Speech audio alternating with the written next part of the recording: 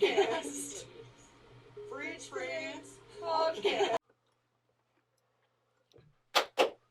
Hello and welcome to the Fridge Friends Podcast. I'm your host, Jake Martin, and I'm very excited to announce I've got a very special guest in the fridge today, Emmanuel Vera.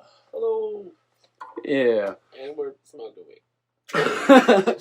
Typical inside the refrigerator activities, you know. Professional beginning. You gotta keep cool in the refrigerator, right? Right. Which it's almost December in Idaho, so it's about as cold as it's gonna fucking get in here. Rest in peace to my heater. Yep. Heater died today, apparently, when I was on my way. Yeah. Thought about it too hard and I killed it. I was like, I hope it's warm in there. It's the first time it's actually been like super cold and I tried using it, so maybe it was just like, yeah, I'm not that kind of eater. Just fucking gave It's supposed up. to be indoors. It's cool. We're literally in a fridge, so it works out. Yeah. I mean, this isn't the coldest episode we've had, though. I did have an episode where Caden McKnight was in a blanket the whole time, which, It gets pretty cold in Idaho. yeah. Under the blanket thing, though, I'm not sure how the viewers felt about it. To me, it seemed cozy, but Well, I may have got some comments about it being creepy. I layered up a little bit. I was born and raised here, so cold doesn't bother me that much. Oh, yeah. Well, Emmanuel's a man of many talents. I first know him from doing comedy. He's been doing comedy a whole hell of a lot longer than me. But you got a lot of other ventures that you're into, too. Like, That's true. you do DJing, you have Moodbog Studios, which you do a lot of digital art, and you're producing a comic book through there. Yeah, that is a fact. Oh, and I can smoke weed at the same time. Doing all of that stuff. Yeah, multifaceted. Yeah, I've been doing comedy for about 13 years now. Wow. But yeah, before that I was in a band, so I like music too. I just like doing creative stuff. You know? And, like, I've always liked doing it ever since I was a kid, and I got like crayons and colored pencils and shit. You know, I've just been drawing and yeah. And then I don't know. I was in a band for a while, and I didn't like the band because there was too much management going on. You know, like, you know, you have to have a garage. You have to have, like, make sure everyone's time goes together, and then like listening to the guys settle on what song to fucking work on. You know, like, the front man and the guitarist are always butting heads because he's like, well, I got this riff, and it's just like, I don't know, guys. I'm just the keyboardist. You know? Maybe you guys can figure this out.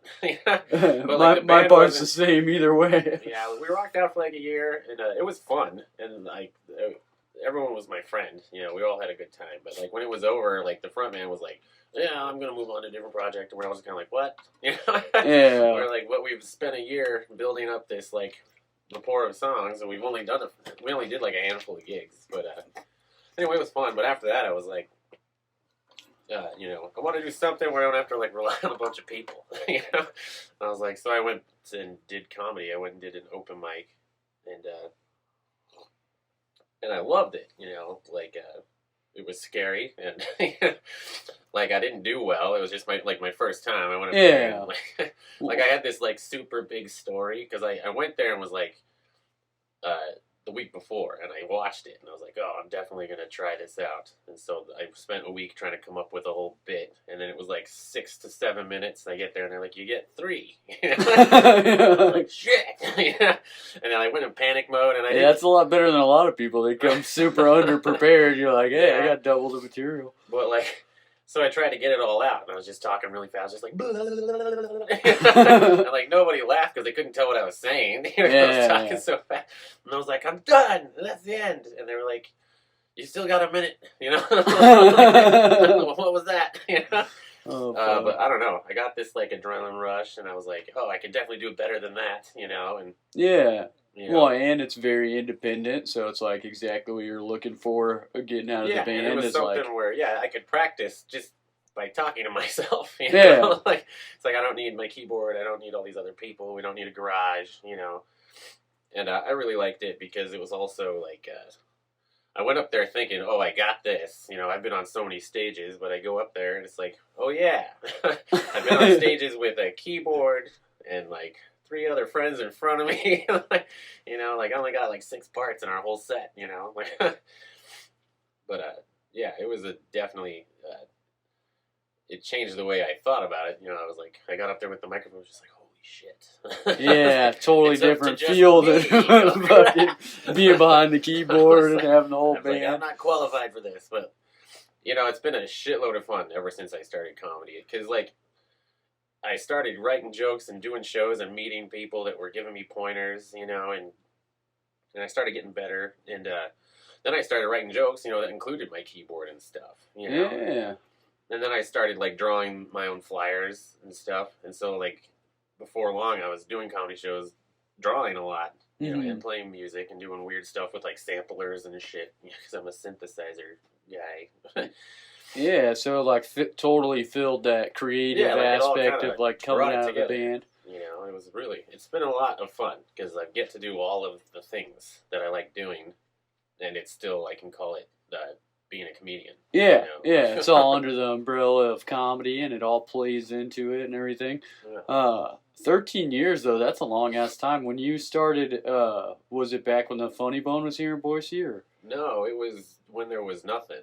there's no clubs at all? Funny Bone had closed, and Liquid Laughs hadn't started doing comedy yet. Liquid existed, but they were like they were just like a bar with like a stage where you could go watch bands and stuff. Oh, okay, kind of like it is now. Well, I mean, now they don't even have a stage. But yeah, now they don't even have a stage. Now it's Yeah. like pool tables and shit. But yeah, it was like a venue, but we there was no comedy going on. You know, so when I started, it was an open mic at this place called the Quarter Barrel in Garden City, which was like the diviest of all the dive bars you could possibly find. And it was just like this like karaoke machine, you know, and then our only audience was like the regular barflies who were just drinking themselves to death. Yeah, And then, they like, would have been there whether you guys were or not. Yeah, and then there was like Marines in the back, because it was kind of a Marine hangout, and they would like come in and they would shoot pool, and they had every right to do that, but they would like, we would turn off the jukebox for our show, so they would be all pissed off. Like, Yeah. So like they were always just like, I can't wait till they're done, so we can go back to doing what we were fucking doing. Yeah, and they're fucking cracking balls and talking to each other and shit Yeah, they during didn't the give a shit show. about Yeah. us, you know. But it was fun though, in a sense, because like if you were able to get those people to turn around and start laughing, Yeah. you had something good. Oh, You know, yeah. you're like, holy shit, they were the toughest every week. It was the toughest fucking room. That's But, really important too for like developing a fucking solid set. Is having Yeah. those rooms that like you'll see 4 or 5 killers just bomb back to back. You're like- It's nice, yeah. You gotta eat some humble pie. You know? Yeah. You gotta get your ass served. Well, and know, then you but- find those special gyms that you're like, this will Yeah. work in any room, in any situation. Like, I'll get their attention with this. Yeah, there's a couple of one-liners that I'll still pull out every once in a while that I'm pretty sure I came up with in that era, you know, because they just worked, you know. Like, anytime I like don't get a laugh, I'll be like, I'll do this one. I'll be like, it still works. Oh, If yeah. it can make the Marines laugh, it'll make these guys laugh, you know. But yeah, it's been a hell of a good time, you know. Like, Yeah, I bet. Especially with that, I mean, over a decade of doing it. yeah, because after that is when comedy started getting really popular in Boise again, and then Liquid became a comedy club, and then I had this like 2-year period where I got to just sort of practice at this like nightmare open mic at that one spot, and then but we did a lot of self-produced shows too. Like we got around through a few of the cities around here, and we were doing random like corner shows, showing up with our own gear and just screaming at the other people playing pool over in like Nampa. Was there a good amount of other comedians in Boise at the time, or? Kind of. Like, when I first started, it was like, it was a lot smaller than it is now. It was like, I don't know, strong comics, there was probably a dozen. Oh, wow. And then there was like maybe 25 open micers. Yeah. You know? And then there was like 2 professionals, you know? Yeah. And then, but that was, in this like limbo stage. There was no comedy club. So once Liquid started doing comedy, a lot of people became interested and the scene blew up, and then they started doing like comedy contests, and so then we had this huge like pool of comics that just blew up, and like And it was nice because everyone was pretty good. Everyone was getting a shitload of practice. You know?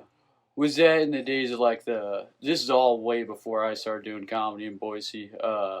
But I've heard a lot about it, the like Idaho's Best Comedian competition or like something. the golden age of Liquid's short-lived comedy stint. It was pretty fucking great. You know, we got to meet a lot of professionals, and we got to do a lot of contests like that where people who really cared about being a good comic came out. You know, and like they wouldn't have been there had that comedy, like, had the contest not been there, you know. Yeah, one I feel like from what I've heard about that one in particular, at least, is that the way it was structured is to kind of help you build like a solid set, you know, where they're like, they have coaches and mentors and stuff. Yeah, I was a coach for a couple of years, and it was fun.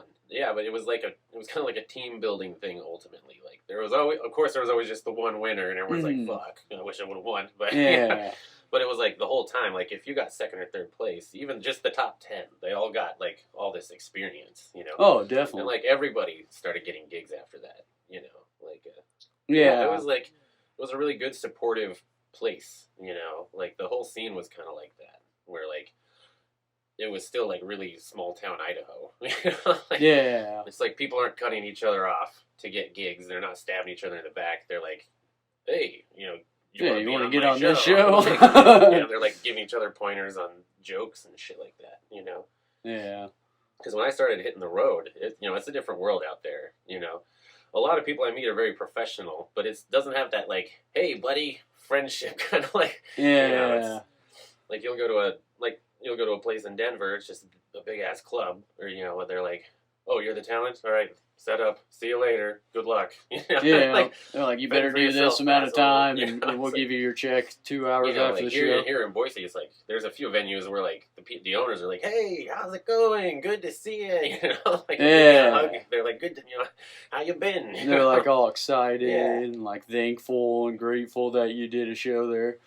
I feel like more small towns are like that too, though. I mean, I haven't done a whole lot of traveling, but I feel like when you go to a small town, the owners of that place are like so happy that you came out there and that they get to talk to like people outside of their 3 families that live there or whatever, you know. Yeah, there's a few people across the country that I would consider friends that are just like that. You know? They're like people when we show up, they come out from behind the bar and they're like, hey, how are you? You know, good to see you.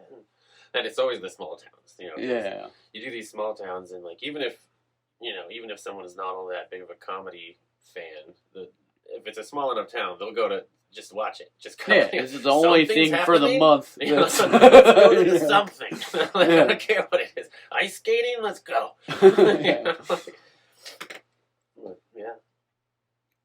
About how long do you feel like it took from when you started doing regular sets once they had a comedy club and everything to when you start doing the road, like doing road shows?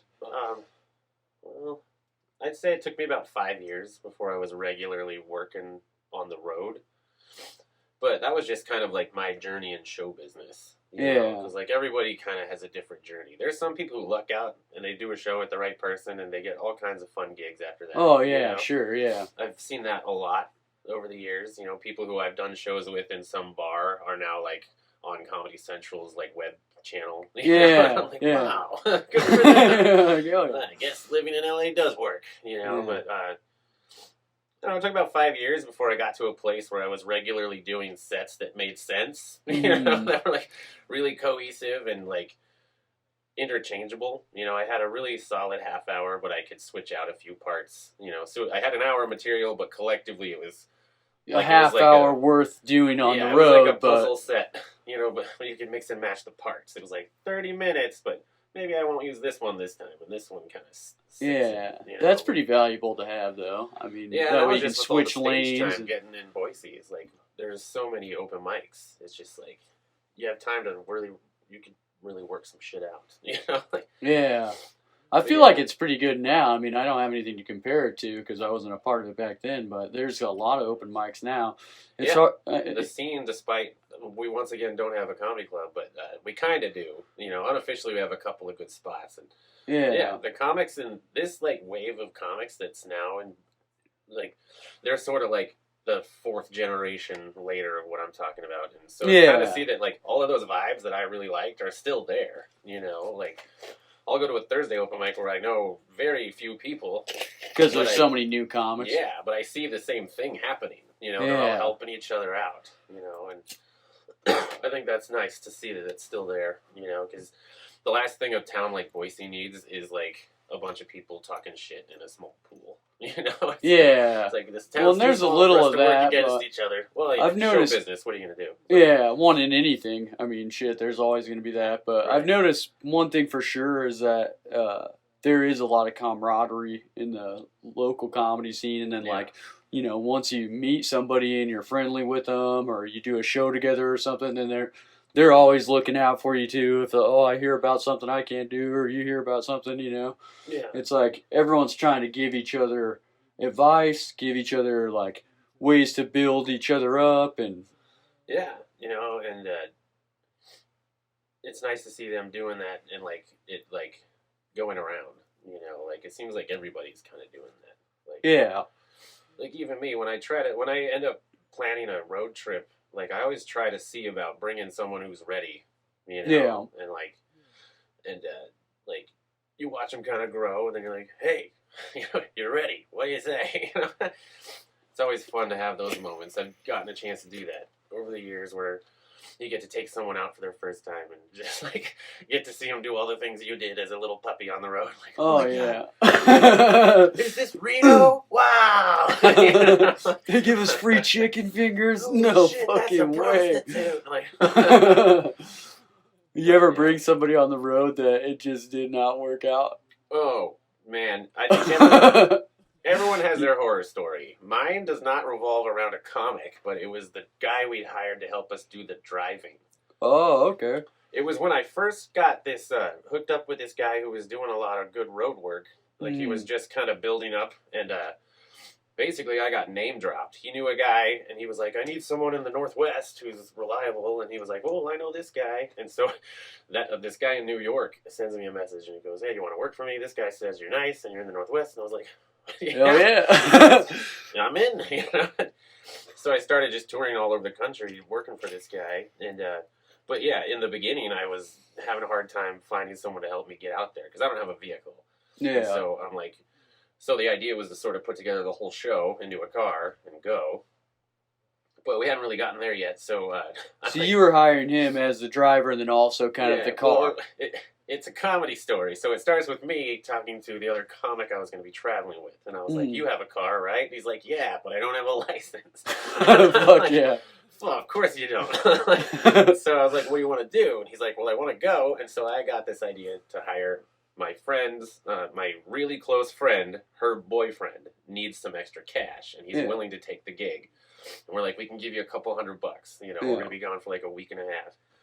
And he's like, okay. That's a pretty sweet deal. Just drive this guy's car. We'll give you a couple $100. Yeah, and you get to stay in the room, and you get to come to all the shows, and you know, you're basically our little roadie. You know, like you'll get free beers and shit. You know? Like, and so it seemed like it would be fine. And what we didn't know this guy at all, and he's just the worst kind of person you could possibly bring on the road. He's just this worthless, selfish piece of shit, and he's also like this booze, weed junkie. You know, just. Fuck. And then you're stuck in the car with him. So the tour's all planned out. Driver's hired, you know, and I was like, okay, this will work. It's weird having an extra guy, but this will work, you know. Yeah. And so we pick him up, and we get going because we had to get to Salt Lake to pick him up first, and so we drove down there illegally. Yeah. We made it, you know. Pick him up, and what we didn't know is that his friend, the girl, was excited to have him gone because she was going to dump his ass and throw all his shit. Oh, wow. So she's just pawning this guy you don't even know off. Yeah, we didn't know shit about this guy. He's just this worthless sponge, you know? Just like... She's like, this could be your guys' sponge now. I'm fucking out. Yeah, she didn't say shit. And, you know, I can't say I blame her, you know, because, like, they were fighting and I didn't know any of this. I was like, I am the guy who with the gig. Well, sometimes women, they don't have a way to do that type of confrontation. So she's like, oh, he'll be gone. I can fucking, you know. And so we spent 2 weeks getting to know this guy, you know, and it was fucking awful. He was just... No respect, no manners, just no class, just...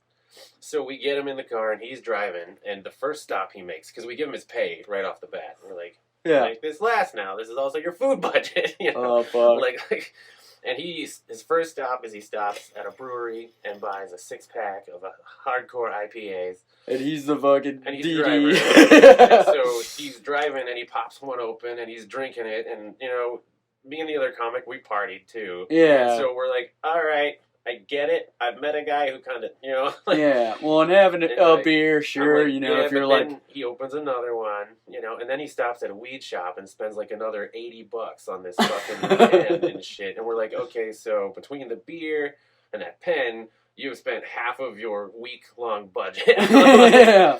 And you're going to end up, like, Yeah. you see the fucking silver lining where you're like, he's going to end up no money, we're feeding him. Well, it took 2 He's days. fucking- It took 2 days, and then he was like, hey, so can you guys buy my dinner too?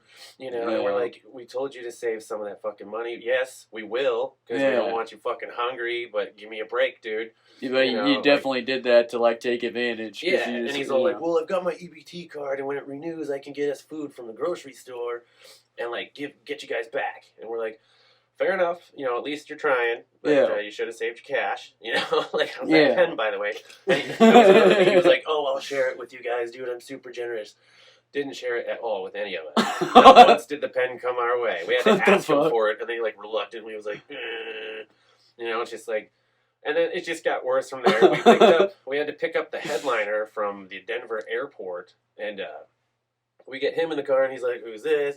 And we're like, "He's our driver." And we get to this one room one night, like after a show, we got this cabin because we were out by we were in South Dakota, out by the Mount Rushmore, Oh, and we that's go- pretty sweet. Yeah, so we're trekking a lot across the country with this fucking sponge. Farting in the car all day long, drinking and driving, talking all this shit, and he's just sucking all of our fucking money.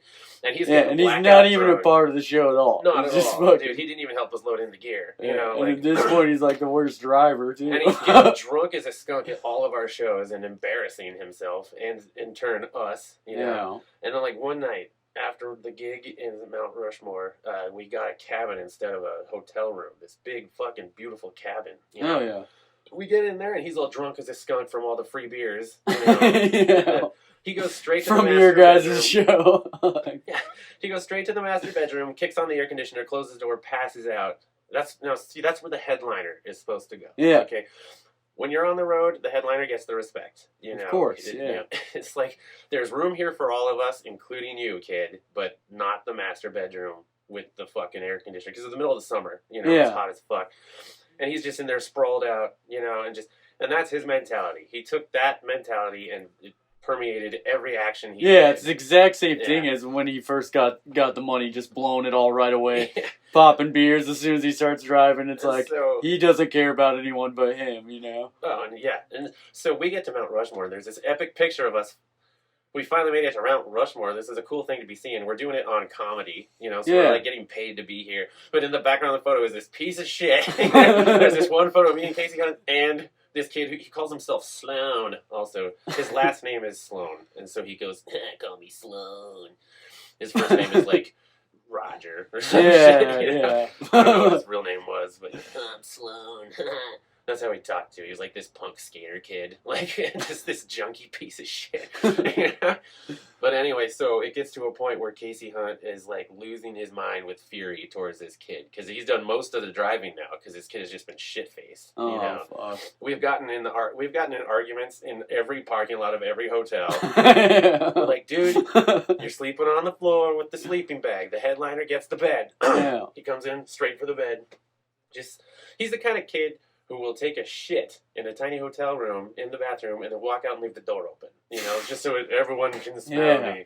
You know, it's like, and you won't think anything of it. You know, it's just like, dude, you can't even be expected to close the door behind you so we don't have to smell your shit. You know, like, anyway, Casey Hunt, it's the last gig. We've gotten to the point where Casey doesn't even want him to come to the gig. We're just going to leave him at the hotel. He gets in the car and he sits in the passenger seat and he's got a Four Loko or something, one of those high octane super drinks, Yeah. you know. And Casey Hunt goes, "Do not open that." And he goes, And he goes, and he opens it. Casey Hunt grabs it out of his hand. It starts spraying all over the inside of the car. Oh, fuck yeah. Casey Hunt gets out of the car, grabs him, pulls him out of the car, socks him up a few times, and just tosses him into the parking lot. And is like, you're staying here! And this all happened while I was going back up to the room. Because I forgot my phone charger. Oh, So yeah. I'm like, I'll be right back. And then I come back, and the car's all soaking wet. Sloan's all socked up. And I'm like, what the fuck is going on? And so we had to clean the car. It took a long time to clean all that sticky shit. It went it's everywhere fucking inside all the over car. the place. He didn't help. He just sat there, and he had another one. You know, and we left him there. And we were just like, we're not going to go back and get him. You know? Like, we're not going to go back and get him. And then we went and did the gig. The gig was great, but it was our last one. And so finally we get to turn around, go home, drop this piece of shit off, you know, and we pick him back up. We were going to leave him, and we left him at the hotel, but the hotel we'd already checked out, so he couldn't even hang out there. So we picked him up in a parking lot of a Burger King where he had talked one of the coworkers, or worker bees, into giving him free French fries. Oh, yeah. He was just this bum. Yeah. My friends left me. So let me find somewhere to get some free shit from somebody. Yeah, and so he walks in, he's like, I got some fries, guys. And we didn't speak to him from South Dakota to where we dropped him off in Twin Falls, or Salt Lake City. We didn't say a fucking word to him, except for shut the fuck up. You know? Dude, how does this go when you go to drop him off? If this So chick we go doesn't to even drop want him now. She has already, like, excused him from the apartment, and she's at work. Like, she's like, I'm at work, I don't care. Drop him off where the fuck you guys want. You know? And now we knew this at this point, because there was a lot of communication between Casey and her over the course of this last week, because we're like, what the fuck? And she's like, I don't know. they actually broke up while we were on the road. Oh, Like, fuck. so, anyway, we drop him off at the house, and he comes walking up and goes, hey, man, can I get a ride over to my girlfriend's work? And Casey Hunt looks at him and goes, you ruined my week.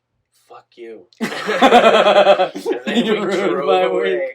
Fuck And we you. both started, like we drove away, and we realized that we were finally alone and away from this awful person. And we looked at each other, and we just started kind of laughing, you know? Like, without any words, we just started laughing, and we kind of, like, were crying a little bit. It's over, dude. It's fucking over. Oh, fuck. And it was just, I've never seen him again. That lady, the girl, she ended up moving back to Idaho, where she was from. That's how Casey and her knew each other. And, yeah, all I know is, good luck with life, Sloan. That's wild, dude. It was the worst. Like, oh. But yeah, tell you what, touring with the comics has always been a gem. Even one you don't really like, it never gets like that. Yeah. You know? Like, They at least got some level of respect. Or they're trying not to let you see. If that is their personality, they're going to hide it enough. Yeah, you know? Or not. Yeah, everyone I meet on the road is always really professional. You know, the people you meet on the road are on the road because they want to be. Yeah. You know, and a lot of them, like, I have very few negative experiences with comics on the road. It's always your assholes like Sloan. They have no business buddy, being there. I hope you went to college. Oh boy, that kid was a word. You know, like, we almost left him in South Dakota. Like, find your own way home. I'm pretty surprised he didn't. I wanted to. I was like, Casey, if you stop and pick him up, I'm going to kick your ass. You know, which wasn't true. But he stopped and picked him up, and I was like, I get it. We're better people. Just barely, but we are. So that guy who originally started getting you road work and stuff, the guy from New York, did that become like a pretty regular thing from that point on, or was it like a short-term thing? It was for years. And I let it go on. Like, I worked for him. Mostly quarantine kind of shut it down, and he, like, lost a lot of his rooms. And, I haven't really worked with him too much since then. But I feel like that probably happened with a lot of people who were, like, trying to make something happen in comedy and maybe had a foothold in here and there, and then it closes a bunch of clubs, and you're like, oh. Yeah, we had to change who we were targeting, you know. We just stopped doing big towns, you know. Like, the smaller the town, the easier it was to get a gig. We toured through most of quarantine. Because small towns didn't really shut down. Yeah, they didn't care, you know. Like, we did a bunch of gigs in South Dakota, you know. Like, people were like, what masks? No, please, come to a show. Yeah, it's like all those Florida shows. All of a sudden, Florida and Texas are the new meccas of comedy for a year. I mean, Texas kind of stayed with it just because a bunch of people moved out there. But I feel like 2020 changed the New York, LA, Chicago fucking stand up into like, all right, who will let audiences inside? Yeah, I think it's all pretty much back to normal now. Yeah. Yeah. So yeah, I started just doing a lot more of my own booking, because the thing that was kind of shitty is like you're basically going where this guy tells you, you know, and like it gets to a point where I'm at a point where I really would like to plan the trip, you know, and be like, you know, if I was going to be out on a tour, I kind of want to see the ocean too, you know, I kind of want to be on the beach in this specific spot. Like this next tour we're planning, we're trying to do a big East Coast run because neither one of us have done a lot of exploring over there. And I was just like, you know, I want to go to Maine. Yeah, like, make it a fun experience for you. I want to get a damn lobster, you know?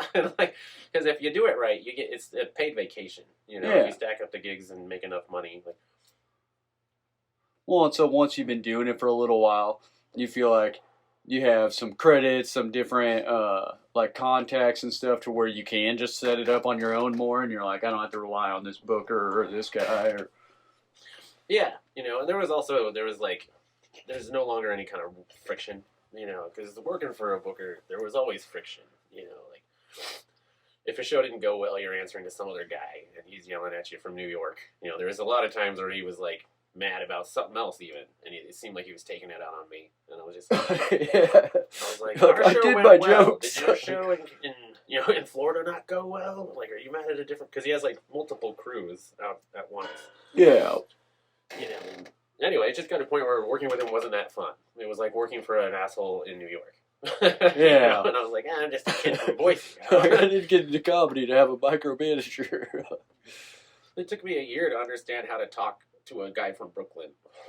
Like an ex-military Republican from Brooklyn. I was like, oh, so when he says, hey, fuck you, that's, how are you doing? You know, like, and when he calls you nipples, it's not degrading. It's a term of endearment. He'd be like, yo, nipples, you want a gig? You want to do a gig? And, hey, nipples, I got a gig in Montana. Nothing like being affectionately referred to as nipples. Yeah, I mean, he was a weird guy, and I got nothing against him, but I don't miss working for him. But. Was he a comic also, or did he just... No, he was just a talent agent guy. Like, I feel like that's always going to be a weird guy. Like he was a weird fella. If like, you're just into booking talent, like yeah, he had a very split personality. You'd catch him on a good day, and you'd be like, "Aw, thanks, man." And then the next day, you get the other side of the coin and be like, why do I do this to myself? But, you know, like, you accept it, though, because life on the road is a goddamn adventure. And, of course, your booker's not going to be sane. Of course, he's going to be a lunatic. He's booking comedy shows. He talks to you. Yeah. He's relying on your shows going well just as much as you are. He's fucking out of his mind. I don't know. I've only done like a couple road shows. I've never gone on any type of tour or anything like that. So I feel like a lot of people who haven't done that romanticize it. And I don't know. The way you're making it sound, though, where you're I've had like... some romantic, like, incredible, surreal moments, you know. So, same story about Sloan, but we're in that big cabin. That same night, after I was mad at Sloan, I ended up cooking dinner, and, like, because there was, like, food in the fridge and shit, and everyone was, like, going to bed and stuff, but I wasn't, like, ready to chill out, so they gave us a bunch of beers to go, and so I took a couple beers, and they had a 9-person hot tub out there.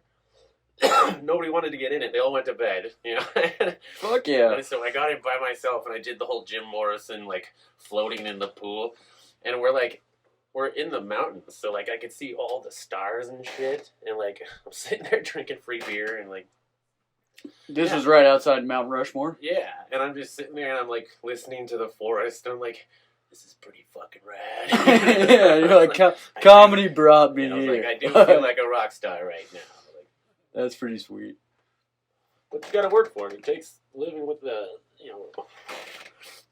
you gotta do 5 shitty shows to get the one really epic one. You know? Yeah. Well, you gotta have fucking Sloan getting beat up in the car for fucking pounding 4 locos when he's supposed to be the one fucking driving. Yeah, he was something else. It got to a point where I was like, certainly this is an act. It's like, we're being punked or something. You're like, I'm leaving out the part where I was in the hot tub because he fucking slept in my bed. Like, but yeah, it was, you know, there's a lot of great moments I've had that it's like, it wouldn't have happened if it wasn't for comedy, you know, like the first time when we were standing there looking at Mount Rushmore, we were all just like, we did it, you know, this is something cool, like, but, yeah. Yeah, that sounds pretty sweet. So did you ever, I mean, I know you do the DJing a little bit, but did you ever get back into music, band-wise, or playing the keyboard, or did you just switch straight to DJing? And Well, when I DJ, I do kind of a mix. Like, I'll play other people's music and stuff, but I also will bring a couple drum machines and a keyboard, and so I got like original dance jams, you know, like I'll turn on a couple of loops and shit, and throw some synth on top of it, and make your own fucking thing. yeah, and I've got this effects pedal that's supposed to be for a guitar, but I do it with my harmonica, and it sounds like fuck yeah. Yeah, I still do music a lot, but it's mostly like, yeah, like not in a band. It's all still like, you know, it's like self, like. I've always been super impressed with that because I have like no musical talent. Oh yeah, well hey, that's why I like all the machines. You know? It's like I'll just bing bong the notes until it sounds good and hit loop.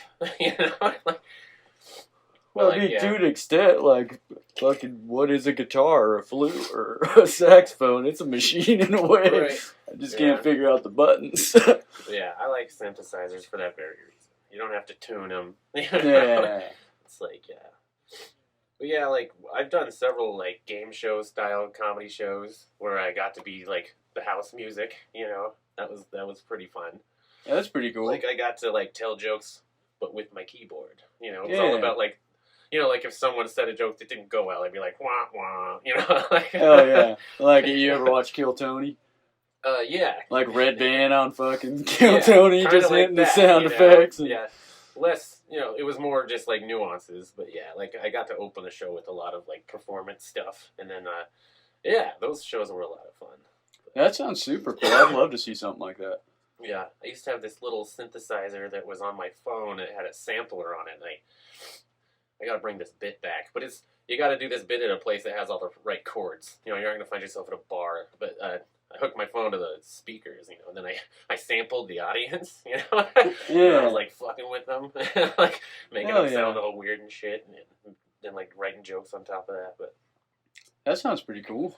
Yeah, I haven't done that stuff in a while. I don't know, it was like, when you're touring around, for me, I got into, like, this groove of a set that works pretty much everywhere, and I'm like, okay, that 45 minutes is right there on the shelf, and I know it works, and, like, so, like, now that that's all polished up and I feel really good about it, it's like now I'm trying to get back towards the weird stuff that I really like, you know, and develop like that stuff for the road.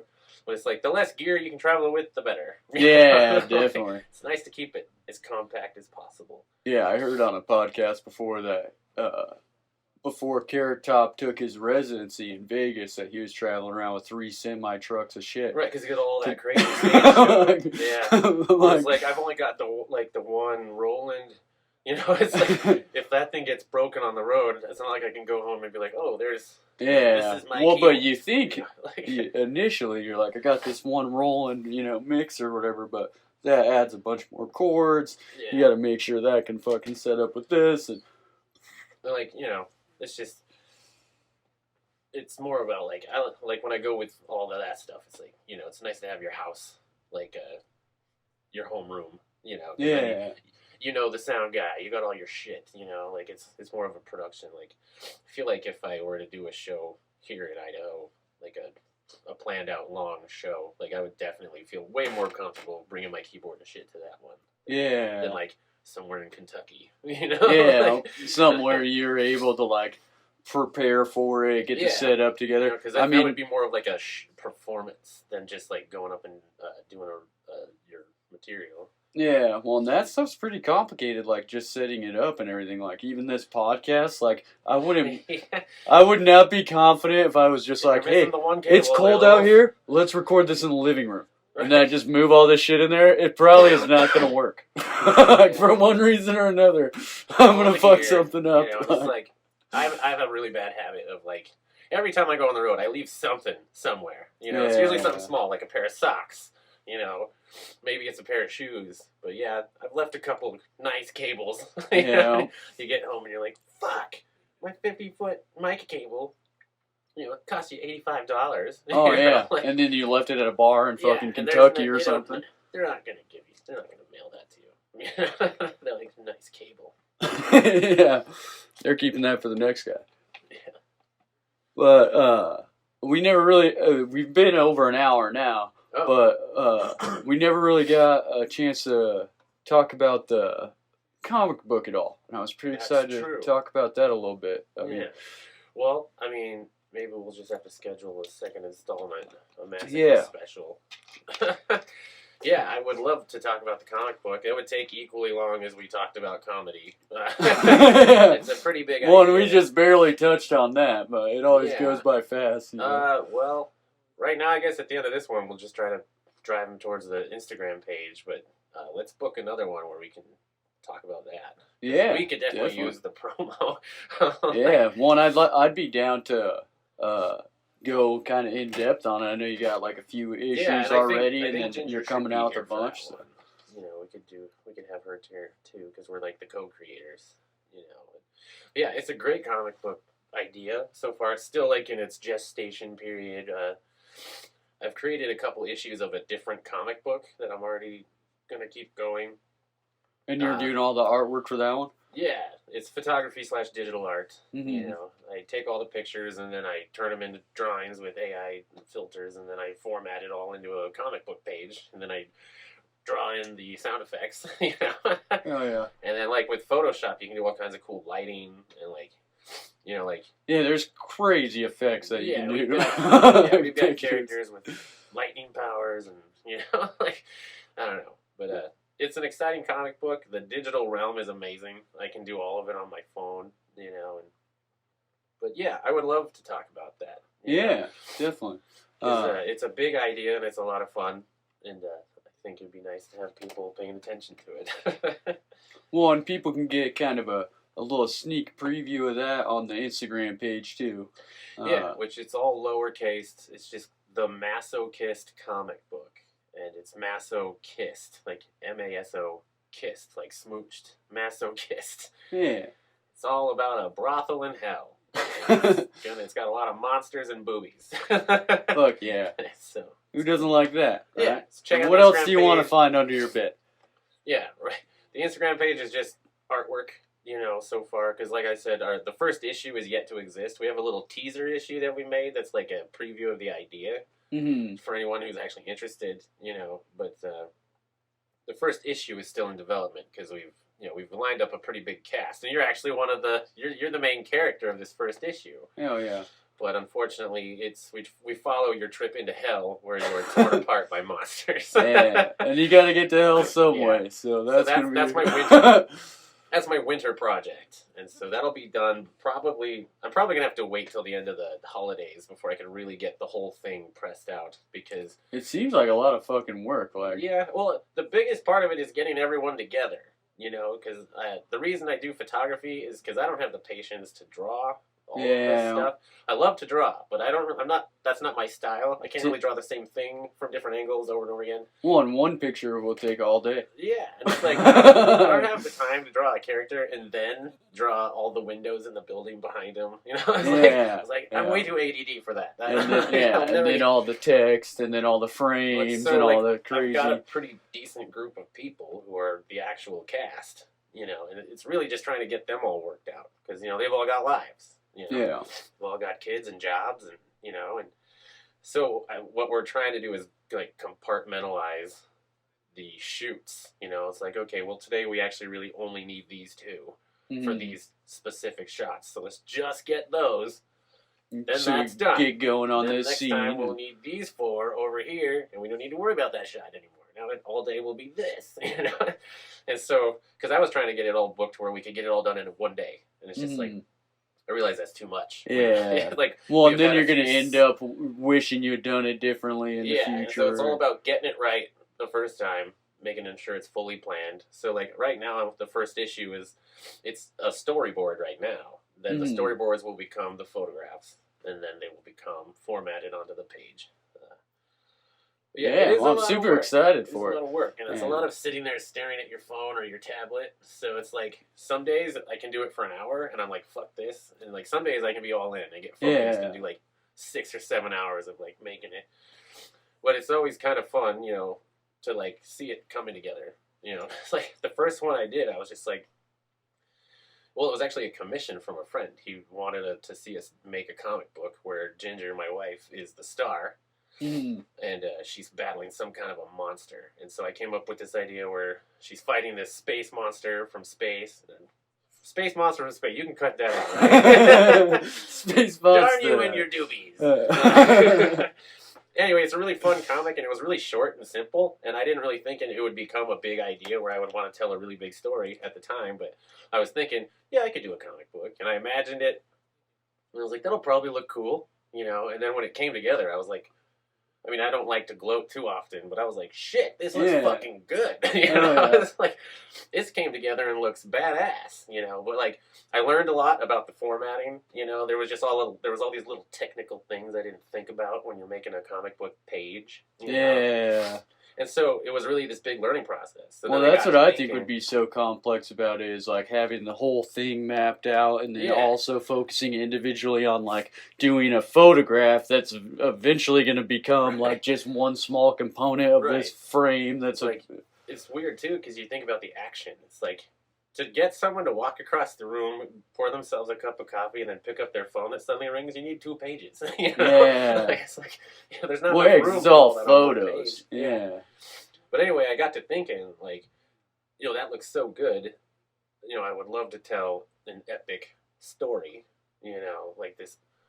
You know, so this so if you check out The Masochist, whoever's listening to this, this is like my Lord of the Rings. You know, it's just this epic fucking tale that... Fuck yeah. It's going to unfold. There's going to be different worlds. It's basically Alice in Wonderland in a lot of ways, where, like, you're going to follow this main character, but instead of getting sucked into Wonderland, they get sucked into this, like, H.P. Lovecraft, like, nightmare realm, you know? I'm calling it hell, but I'm kind of trying to stay away from the actual hell. You know, you're not going to see, like, 666 and, like, praise Satan or shit like that, but, you know, I want to keep actual religion out of it, you know? Just so nobody's all pissed off, you know? Oh, people will be anyway, but that's how she goes. And so in the middle of this dimension, there's this, like, strip club that's like the hotspot nightclub where this is where our characters hang out. And so, so you're going to, and then there's all these bad guys that are constantly trying to take over this club. And so there's all kinds of crazy characters. I tried to create a world where there's no rules when you're thinking about a character. Like, it can be anything you think of, you know? And so my friends who I'm turning into monsters, I'm just like, what kind of monster do you want to be? You know, like a buddy of mine was like, can I have ice powers? And I was like, yes, you got them. Ice powers, dude, coming your way. You have to download some images of crystals, you know? I'll turn you into an ice monster, fuck yeah. So it's been a lot of fun. It might not work out too well in hell as an ice monster, though. Well, hey, you know, hell freezes over. Hey. You know, but that's his whole issue. You know, there's so many stories to be told in this realm that I created. You know, there's like no rules. So like the world can just go anywhere you want it to go with any kind of character, you know. Yeah.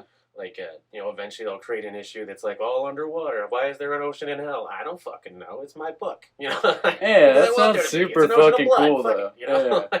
I love that, how it's like unique and you're not trying to like fit it into like, any parameters of this is how it should be. It's basically a result of like everything I've ever seen. You know, there's a little bit of aliens. There's a little bit of Killer Clowns. There's a little bit of Hellraiser. You know, there's a little bit of everything. There's a little bit of Disney cartoon. You know, well, I think all the greatest artists, that's kind of you know, how they arrive at their art is a combination of their expression and their experience. You know, of all the things that they've experienced and how they express that. Yeah, and it's been great too because all of my friends get to be in it.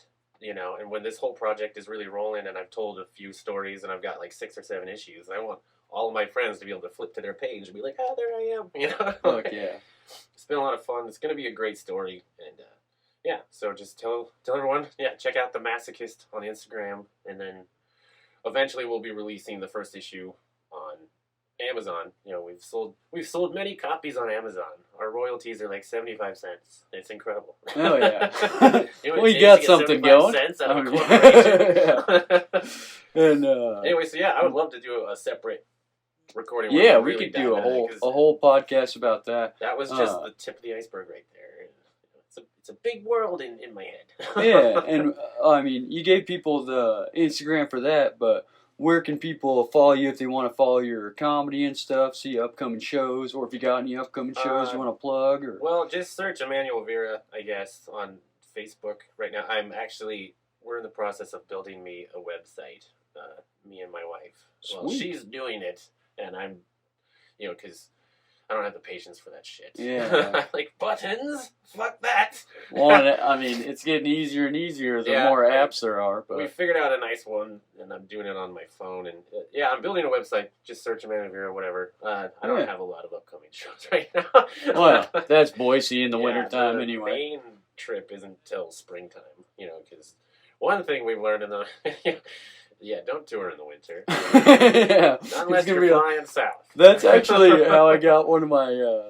I think it was like my second or third booked shows ever. Actually, was because you were doing an out of town show in the wintertime, and you Right, and Nate and we got were stuck stuck. out of town. That's right. And the Yeah, club you was get- like, You "Hey, get stuck. this guy did a show last week. You could do one this week." Right. And I don't even think they knew that I was like that. The show I did last week was my second one ever. But You're like, oh, it worked out, It's show business, man. Smoke and mirrors. Dude. They You're were all yes, happy. I and am was the like- talent. Yeah, you just get in there and Yeah. do your thing, man. Yeah. Well, and that's one thing I noticed right away. I mean, if I ever look back at my recordings, I'm extremely embarrassed of my first shows. I'm sure Oh, it's all I can't watch any comedians of my are. YouTube clips. All of my YouTube But- clips are at least a few years old, and I'm just like, ugh, why did I Yeah. think that was funny? You're like, what were you doing? Why am I telling the front row to go fuck themselves? But you do notice kind of right away that it's like if you just get up there, do the thing, and it works out, that then people are just like, oh yeah, that's your thing. You can do it. It's like Once you get roll. the energy rolling in the right way, Yeah. it's all about that first 10 minutes. Can you get it going or not?